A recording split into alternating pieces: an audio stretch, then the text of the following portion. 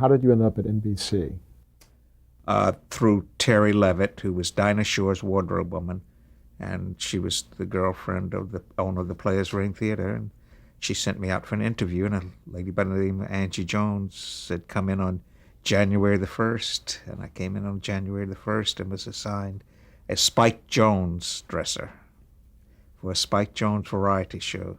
Spike Jones had a zany band or orchestra, whichever you want to call it, and he was really a vaudevillian, he took popular songs and put strange sound effects to them, and visually they did everything from pants dropping when they would play the trombone to people dressed in monkey suits. It was very inventive. It was sort of on the idea of the same type of zaniness that Steve Allen did on his shows, and he had a weekly variety show, an hour on Sunday nights, I believe it was.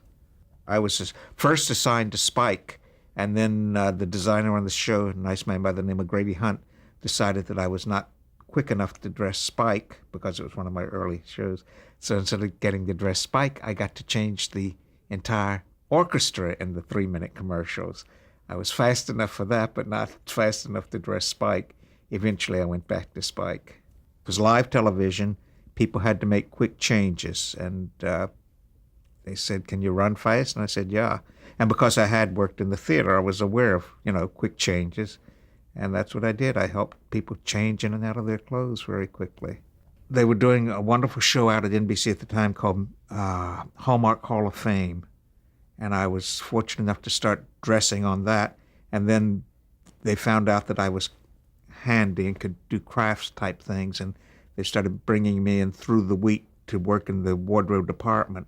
And one of my very first jobs was Sir Cedric Hardwicke was doing Anthony and Cleopatra, and they wanted a chainmail wig for him, and they couldn't locate one. And somebody showed me a picture and said, do you think you can make that? And I said, yeah. And I went to the local hardware store and bought a lot of that copper chain that you use in toilets that goes from the handle to the plunger, and I got myself a couple pair of wire cutters, and I sat down and started making a chainmail wig. And I made him the wig, and they took me in to try it on him, and he put it on, and suddenly his shoulders sunk, and he said, well, it's heavy, but I look so good, I'll wear it. He was a very sweet man.